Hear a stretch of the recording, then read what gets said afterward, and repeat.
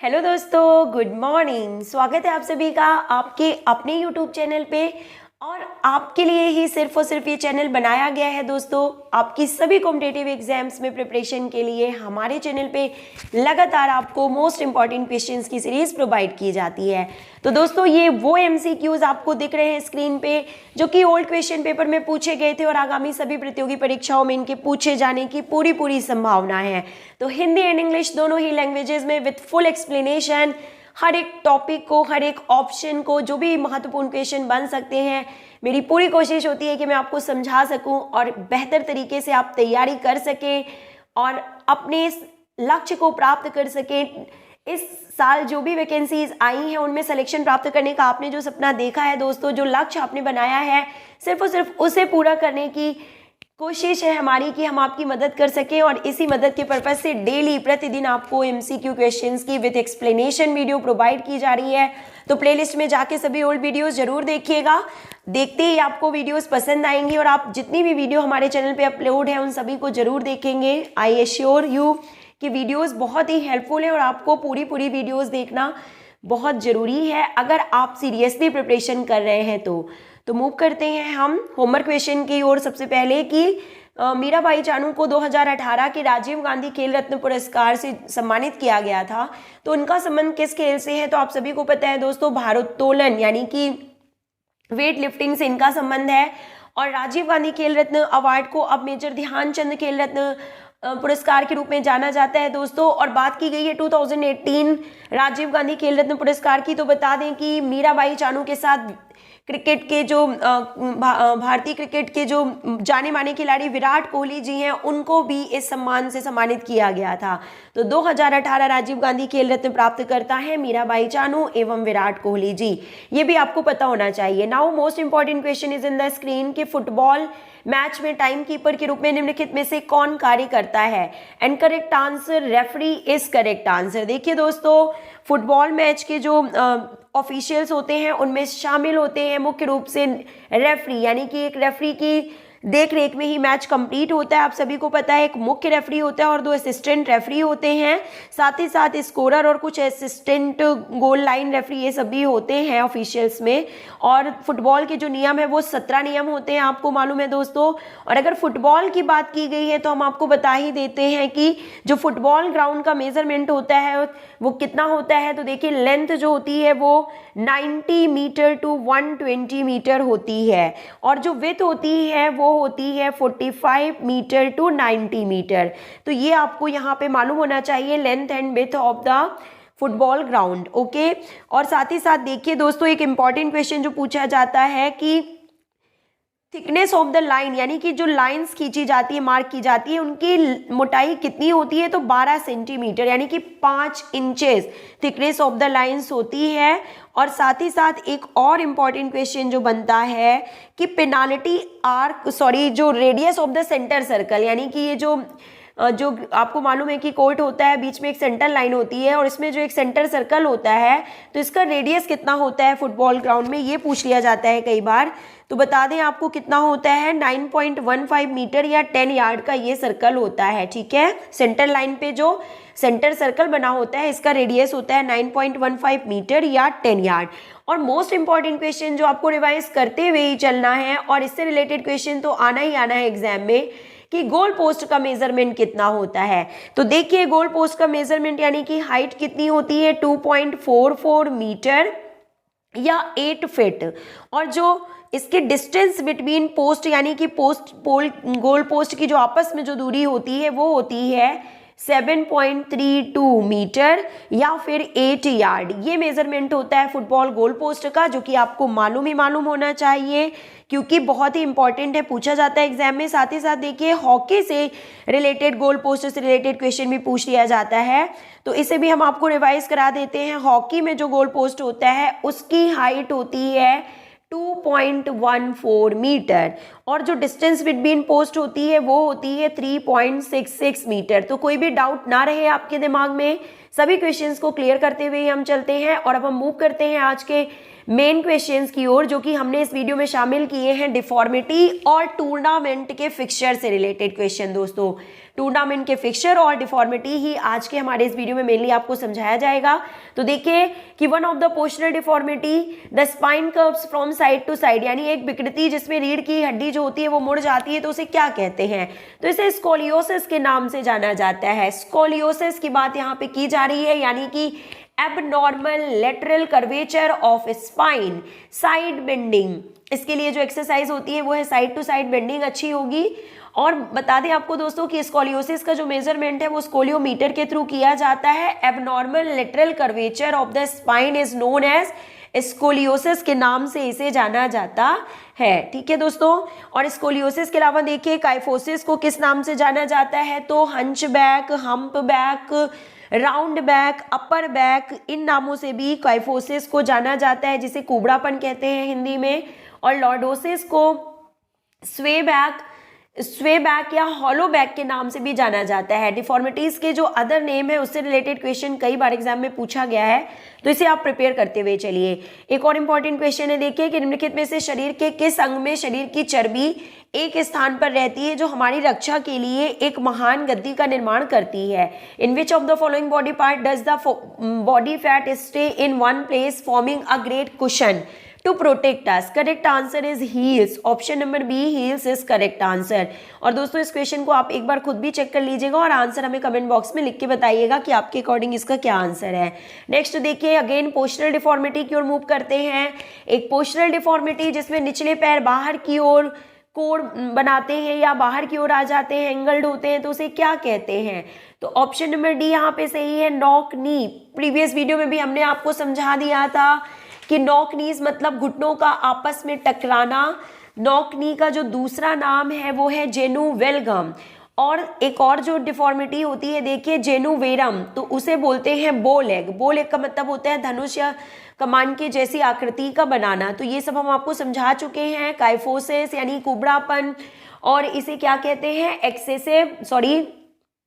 Excessive outward curvature को जो है ऑफ द स्पाइन को काइफोसिस के नाम से जाना जाता है। और लॉर्डोसिस यानी excessive inward curvature of spine को लॉर्डोसिस के नाम से जाना जाता है। ये चीजें भी आपको यहाँ पे क्लियर हो गई। मूव करते हैं नेक्स्ट क्वेश्चन की ओर कि हॉकी मैच के दौरान एक टीम को कितने विकल्प दिए जाते हैं? ये क्वेश्चन यहाँ पे क्लियर नहीं है, तो कि क्या पूछा जा रहा है क्वेश्चन में कि how many substitutions are allowed to a team during the hockey match. तो हम आपको बता दें कि हॉकी मैच की बात की जा रही है कि टीम को कितने यहाँ पे सब्स्टिट्यूशंस दिए जाते हैं। इस क्वेश्चन को आप चेक कीजिएगा दोस्तों और आंसर हमें कमेंट बॉक्स में लिख के बताइएगा। फिलहाल हम आपको बता देते हैं हॉकी के जो फील्ड हॉकी है उसके ग्राउंड मेजरमेंट से रिलेटेड क्वेश्चन हम आपको रिवाइज करा देते हैं कि जो हॉकी फील्ड होता है उसकी जो लेंथ होती है वो कितनी होती है? तो 91.40 होती है लेंथ, और जो विड्थ होती है वो होती है 55 मीटर। ये यहाँ पे मेजरमेंट है लेंथ एंड विड्थ से रिलेटेड। और इम्पॉर्टेंट क्वेश्चन जो कि शूटिंग सर्कल या डी एरिया से रिलेटेड पूछ लिया जाता है, तो 14.63 मीटर मेजरमेंट होता है शूटिंग सर्कल या डी एरिया का। गोल पोस्ट के बारे में हमने आपको पहले ही बता दिया है। थिकनेस ऑफ द लाइंस कितनी होती है? 7.5 मीटर। फुटबॉल में हमने आपको बताया था 12 मीटर, और यहाँ पे कितनी होती है देखिए 7.5 मीटर। ओके दोस्तों, पहले ही हमने आपको फुटबॉल में बता दिया है जो थिकनेस ऑफ द लाइन होती है वो कितनी होती है? 12 सेंटीमीटर होती है, 12 सेंटीमीटर। और ये 7.5 centimetre, not metre. 12 centimetre in football and 7.5 centimetre in hockey. ये यहाँ पे करेक्ट मेजरमेंट है related to thickness of the line. Okay, goal post से रिलेटेड क्वेश्चन हमने आपको पहले ही बता दिया दोनों हॉकी और फुटबॉल के लिए। और साथ ही साथ बता दें दोस्तों आपको कि जो हॉकी का मैच होता है उसका ड्यूरेशन कितना होता है? तो 15 मिनट्स के 4 क्वार्टर में खेला जाता है। हॉकी मैच के ड्यूरेशन से रिलेटेड क्वेश्चन कई बार एग्जाम में पूछा गया है। 15 to 15, बीच में 5 मिनट का ब्रेक, और फिर 15 to 15 यानी 15 मिनट के 4 क्वार्टर में खेला जाता है। पहले और दूसरे क्वार्टर के बीच में जो है 2 मिनट का ब्रेक होता है, दूसरे और तीसरे क्वार्टर के बीच में 5 मिनट का ब्रेक होता है, और तीसरे और चौथे क्वार्टर के बीच में अगेन 2 मिनट का ब्रेक होता है। मूव करते हैं हम नेक्स्ट क्वेश्चन की ओर जो कि मनोविज्ञान से संबंधित है। आज मनोविज्ञान को आप कैसे परिभाषित कर सकते हैं? तो ऑप्शन नंबर क्या है यहाँ पे बताइए?